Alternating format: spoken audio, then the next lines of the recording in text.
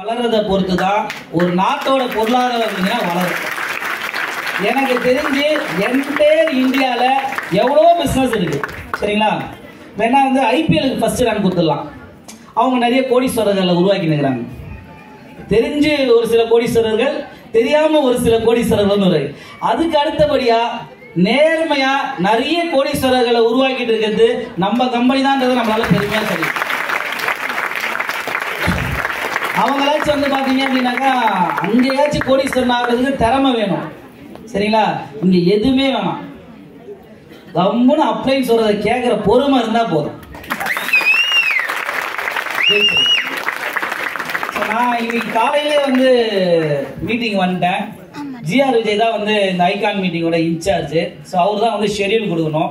இவங்க இதெல்லாம் பண்றாங்க, நீ ஒன்று பண்ணணும்ன்றார். ஆனால் என்ன பண்ணணும்னு இது வரைக்கும் சொல்ல சரிங்களா. நான் கம்ப்ளீட் 8 இயர்ஸ் தெரிஞ்சவங்க யாராச்சும் இருக்கீங்களா?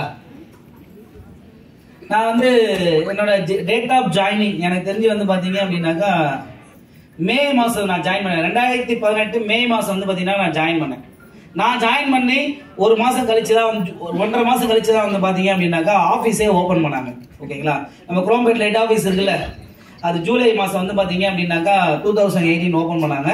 ஸோ நாங்கள் ஜாயின் பண்ணும்போது ஆஃபீஸே கிடையாது. அதுக்கப்புறம் தான் அந்த ஆஃபீஸ் ஓப்பன் பண்ணாங்க. ஸோ அதனால ஓரளவுக்கு வந்து பார்த்தீங்க அப்படின்னாக்கா எனக்கு இந்த ஆக்சஸ் இந்தியாவோட வளர்ச்சி தெரியும் சரிங்களா. எனக்கு ரொம்ப நாளாக வந்து பார்த்தீங்க அப்படின்னாக்கா ஒரு சந்தேகம், இந்த பிஸ்னஸ் ஸ்டார்ட் பண்ணி நான் பண்ணிட்டு இருக்கேன், நிறைய பணம் சம்பாதிச்சிட்டு இருக்கேன் சரிங்களா. ஆஃபீஸ் ஓப்பன் பண்ணிட்டோம். வாரம் வந்து பார்த்தீங்க என்னோட மாத சம்பளம் வந்து பார்த்தீங்கன்னா 31,200 ரூபாய். ஆக்சஸ் பண்ண ஆரம்பிச்சு 10வது வாரத்துல இருந்து வாரம் 1 லட்ச ரூபா வருது. நான் எப்படி இருப்பேன்? ரக்க இல்லை, அவ்வளவுதான் சரிங்களா. கலந்துனே தான் இருப்போம். ஆனா எனக்கு ஒரு சந்தேகம், இவ்வளோ காசு கொடுக்குற பிசினஸ் பிளான இவங்க எப்படி உருவாக்கி இருப்பாங்க?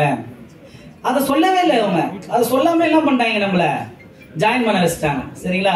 நான் ஒரு நாள் வாய்ப்பு கிடைச்சி நான் பாஸ்கரனை கேட்டேன், அவர் சொல்லவே இல்லை.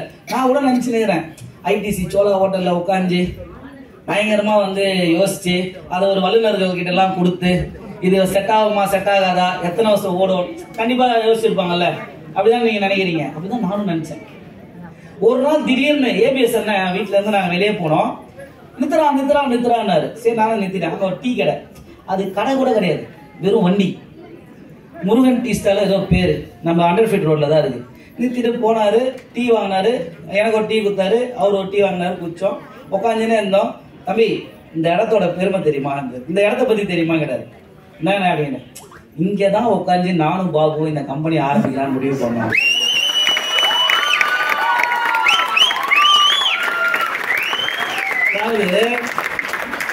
கம்பெனி ஆரம்பிச்சு